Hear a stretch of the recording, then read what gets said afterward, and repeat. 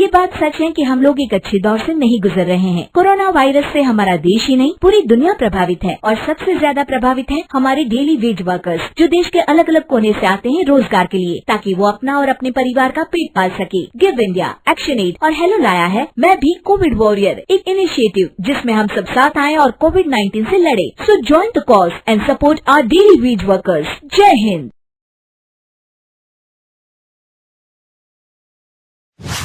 रजनी को बचपन से ही पेंटिंग का बहुत शौक था। वो हमेशा से ही पेंटर बनना चाहती थी, पर उसके माँ और पिताजी ने उसको कभी भी इस चीज के लिए सपोर्ट नहीं किया और उसकी शादी नीरव से हो गई। नीरव रजनी को बहुत प्यार करता था, पर रजनी हमेशा चुपचाप ही रहती। वो इस शादी से खुश नहीं थी। वो ये शादी नहीं करना चाहती थी। उसे तो हमेशा से पेंटर जो बनना था। अपने इस सपने को वो नहीं पूरा कर पाई, इसलिए वो हमेशा उदास रहती थी।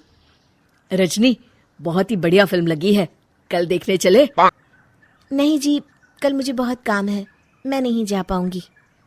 अच्छा तो कोई बात नहीं, संडे को चलते हैं। देखिए, मुझे फिल्म देखना पसंद नहीं है। आपको जाना है तो चले जाइए। नीरव को मना करके रजनी वहां से चली जाती है और अपने बैग को खोलकर उसमें बंद पड़े ब्रश और कलर्स को देखकर रोने लगती है।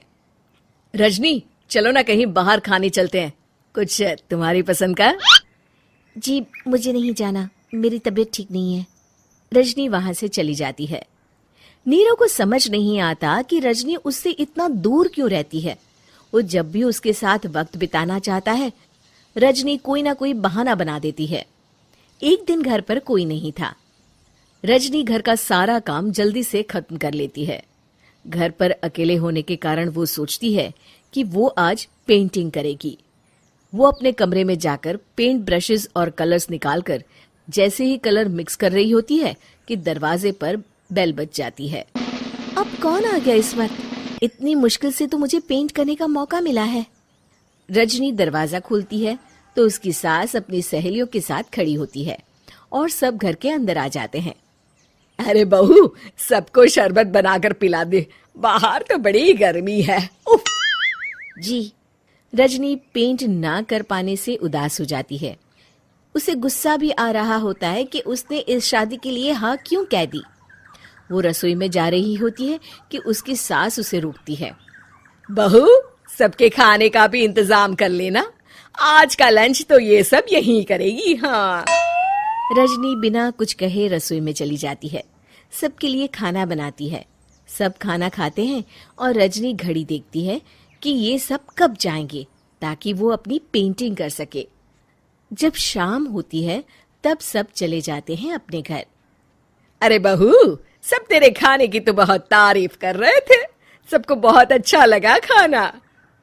आपको मुझे सुबह बताना चाहिए था ना कि आपकी सहेलियां आ रही हैं।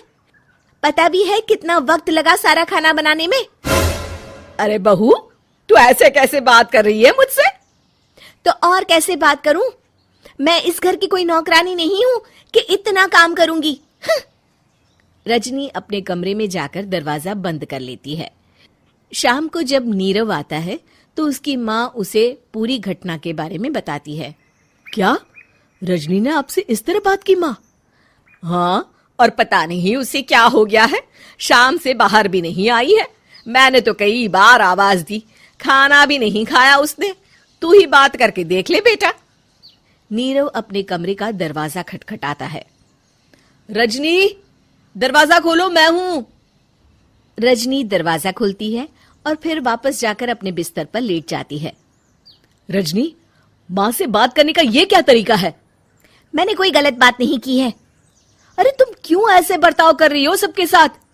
क्या तुम इस शादी से खुश नहीं हो? रजनी कुछ नहीं बोलती।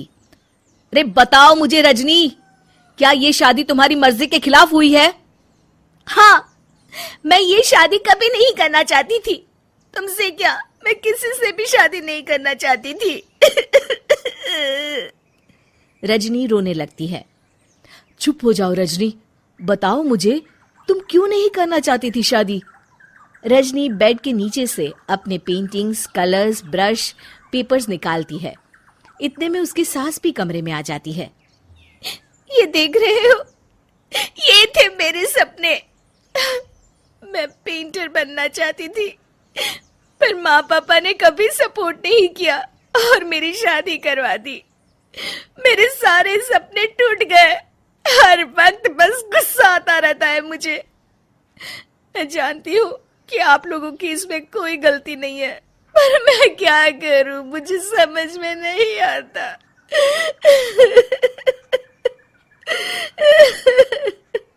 रजनी फूट फूट कर रोने लगती है। मुझे माफ कर दीजिए, आप दोनों के साथ मैं बहुत बुरा बर्ताव कर रही हूँ।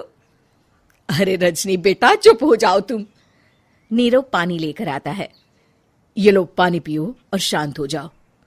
रजनी पानी पीती है और उसकी सास पेंटिंग्स देख रही होती है। अरे नीरव, हमें तो पता ही नहीं था कि हमारी बहू कलाकार है। अरे कितनी अच्छी पेंटिंग्स बनाई है, देखो तो। ये वाली तो मैं अपने कमरे में ले जाऊंगी। आपको ये पेंटिंग्स अच्छी लगी? अच्छी नहीं, बहुत अच्छी लगी। और तुमने हमें बताया क्यों नहीं? तुम जब चाहे पेंटिंग कर सकती हो रजनी। हम तुम्हारे सपनों को पूरा करने में तुम्हारा पूरा साथ देंगे। हाँ बेटा, हम कला की कद्र करते हैं। हम कलाकार तो नहीं, पर मुझे गर्व है कि मेरी बहू एक कलाकार है। रजनी, नीरव और सास तीनों हंस पड़ते हैं।